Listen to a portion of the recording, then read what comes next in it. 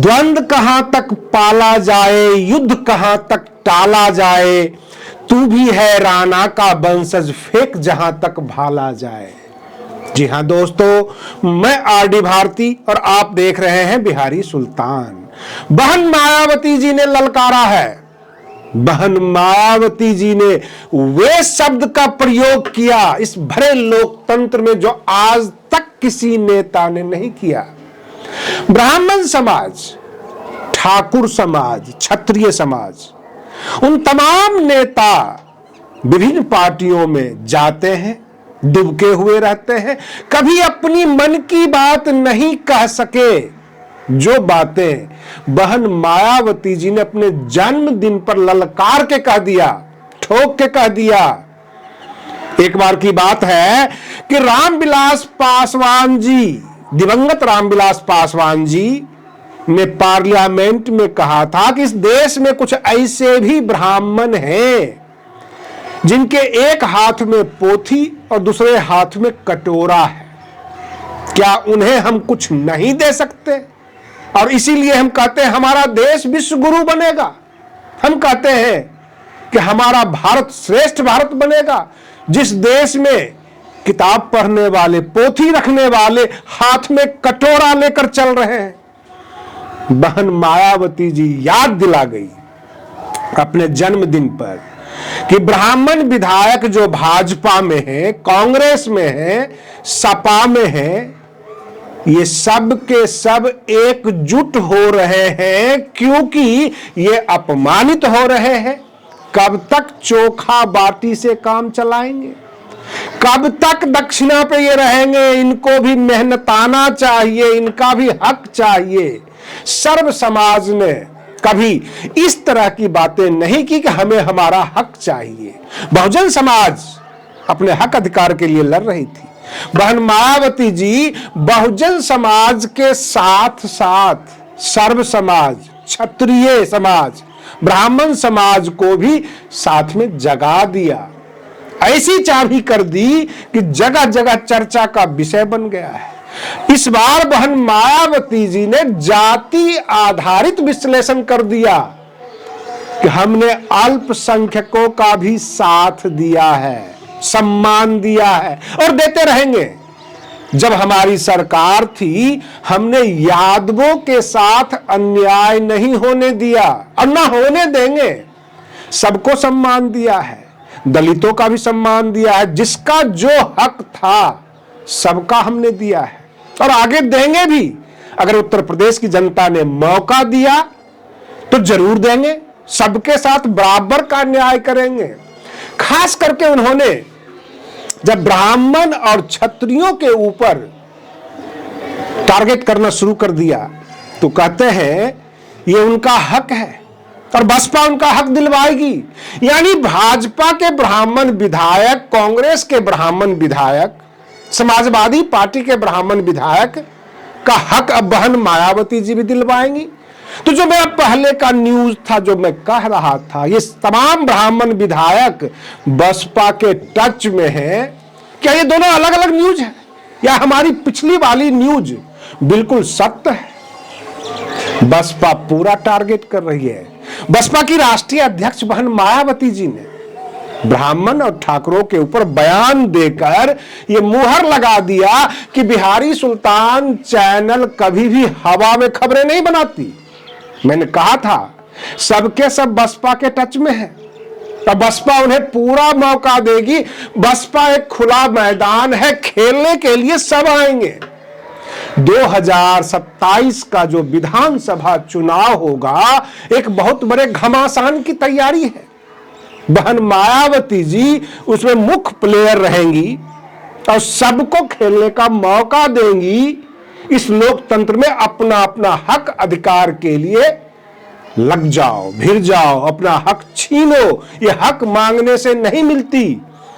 बहुजन समाज के लोगों को जगाने के लिए, उनको आगे लाने के लिए बहन मायावती जी अब सड़कों पे उतरने वाली हैं, लोगों के बीच जाने वाली हैं। सारी बात उन्होंने रख दिया 18 मंडल, प्रत्येक मंडल में घूम घूम के रैली करना, लोगों से मिलना, अपने कार्यकर्ताओं से मिलना। अब अंदाजा लगा लीजिए कि उत्तर प्रदेश का माहौल कैसा होगा। रही बात ये लगे हाथ, उन्होंने कुछ ऐसी भी बातें कही है जो केवल समझने की है। चंद्रशेखर आजाद, जो आजाद समाज पार्टी के मुखिया हैं, अपने झंडा पताका पर मान्यवर काशीराम जी के फोटो लगाते हैं। लेकिन बहन जी ने जो याद दिलाया बहुजन समाज को कि जब मान्यवर काशीराम जी का निधन हुआ था, जब वो परिनिर्वाण को प्राप्त हुए थे, उस वक्त उत्तर प्रदेश में समाजवादी पार्टी की सरकार थी। क्या मान्यवर काशीराम जी के लिए एक दिन के लिए भी जो है राजकीय शोक नहीं प्रकट होता? एक दिन की भी छुट्टी नहीं ऐलान की जाती? सपा ने ऐसा कुछ भी नहीं किया था। तो सपा को आप अपना हितैषी कैसे मानेंगे?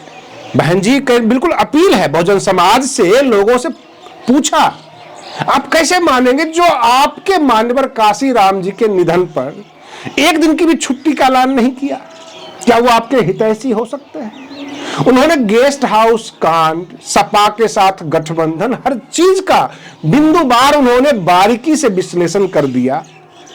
उन्होंने कहा ये जो पीडीए का नारा देते हैं, असल पीडीए तो बसपा में है। पिछड़ा, दलित, अल्पसंख्यक सबको लेकर चलते हैं। और पिछड़ा को भी मैं दो भाग कर देता हूं, यादव और गैर यादव। और यादव समाज जो सपा के मतदाता है, वोटर है, वह कान खोलकर सुन ले कि हमने यादवों को भी मौका दिया है और आगे भी देंगे। हमने किसी के साथ भेदभाव नहीं किया। हमने दलितों को भी मौका दिया, अल्पसंख्यकों को भी मौका दिया और आगे देंगे भी। रही बात ये ब्राह्मणों के बारे में, भारतीय राजनीति में और राजपूतों के बारे में, क्षत्रिय समाज के बारे में कोई बोलने की हिम्मत नहीं जुटाता। ये निडर नेता है, इनको डर किसी बात का नहीं, क्योंकि खोने के लिए अब कुछ बचा नहीं, अब तो पाना ही पाना है। इन्होंने कह दिया कि चोखा और बाटी से काम नहीं चलेगा। ये ब्राह्मण को आप केवल पुरोहिताई तक सीमित रखेंगे, दक्षिणा देके बाबा जी कह के हाथ जोड़ लेंगे, नहीं। मेहनताना देना पड़ेगा। जो ब्राह्मण विधायक हैं, जिस क्षेत्र के हैं, उस क्षेत्र में काम भी होना चाहिए, उनका मान सम्मान भी होना चाहिए। वह अपमानित होकर के हम ब्राह्मण जाति से हैं इसलिए हमें वोट दो, लोग चार जूते मारे, आम जनता सवाल करे, ये कब तक बर्दाश्त करेंगे? नहीं करेंगे बर्दाश्त। सवाल करेंगे, वहां से जवाब नहीं मिलेगा तो हमारे पास जवाब है, हम जवाब देने के लिए तैयार हैं। कहने का मतलब ये कि बसपा का दरवाजा खुला है, तमाम ब्राह्मणों आ जाओ। इन्होंने ऑफर रख दिया, कोई लाग लपेट नहीं। क्षत्रिय समाज के लिए भी इन्होंने कह दिया, तमाम क्षत्रिय समाज एकजुट भी हो रहे हैं, अपना हक भी लेंगे, अपना मान सम्मान भी वापस लेंगे। ये वो क्षत्रिय समाज है जो घास की रोटी खाकर मुगल वंश से दो दो हाथ किया, अपने जमीन के लिए, अपने देश के लिए, अपने राज्य के लिए मर मिटने वाले ये कौम आज दुबके पड़े हैं, हाजी हाजी कर रहे हैं, बिल्कुल विनती की मुद्रा में खड़े रहते हैं। योगी आदित्यनाथ जी के सामने, भाजपा के सामने कोई चू शब्द नहीं बोल सकता। ब्राह्मण और ठाकुर ये बंधुआ मतदाता बनकर रह गए हैं भाजपा के। क्या इसी तरह गर्दन झुकाकर सलामी बजाने वाली ये कौम है?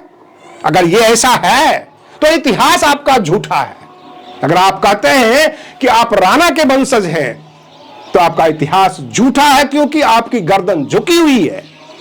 अगर आप गर्दन ऊंचा करेंगे तो ये भाजपा की सरकार, ये बीजेपी की सरकार आपका सर कलम कर सकती है, आपको घर बिठा सकती है, आपकी मंत्रालय छीन सकती है, आपकी सारी दादागिरी गायब कर सकती है। इसलिए मैंने शुरू में कहा कि द्वंद्व कहां तक पाला जाए, युद्ध कहां तक टाला जाए, तू भी है राणा का वंशज, फेंक जहां तक भाला जाए। इस बार ठाकुर, ब्राह्मण, बहुजन समाज, अल्पसंख्यक सबके सब बसपा के साथ होंगे और बहन मायावती जी नेतृत्व करेंगी। बहन जी ने साफ संदेश दे दिया, जिसकी जितनी संख्या भारी उसकी उतनी हिस्सेदारी। आप जितने संख्या बल में हैं आप उतना लीजिए, हम आपका हक नहीं मारेंगे, लेकिन जो बहुजन समाज का हक है आप वो भी दीजिए। हम बहुजन समाज के लिए उनके हिस्सेदारी के हिसाब से हक मांग रहे हैं, अपने हिस्से से ज्यादा कुछ नहीं मांग रहे हैं। लेकिन ब्राह्मणों के हिस्से में जो है, ठाकुरों के जो हिस्से में है, अल्पसंख्यक के जो हिस्से में है, वो तो उन्हें मिले। लेकिन नहीं, यहां तो व्यक्तिवाद है, राष्ट्रवाद नहीं है। भारत के अंदर व्यक्तिवाद है, राष्ट्रवाद नहीं है। एक व्यक्ति बैठा हुआ है दिल्ली में, प्रधानमंत्री नरेंद्र मोदी। दूसरा व्यक्ति बैठा हुआ है बीजेपी का यूपी में, योगी आदित्यनाथ जी। बाकी किसी की चलती कहां है? बस एक एक पोर्टफोलियो दे दिया गया है अपने आवास के आगे बोर्ड लगाने के लिए। कोई हिम्मत जुटा ले, कुछ करके दिखा दे। अगर कुछ करने की कोशिश करेगा तो उसको साइड कर दिया जाएगा। आज के लिए बस इतना ही। आप बने रहिए बिहारी सुल्तान चैनल पर। हम फिर मिलते हैं अगले वीडियो में। तब तक के लिए धन्यवाद।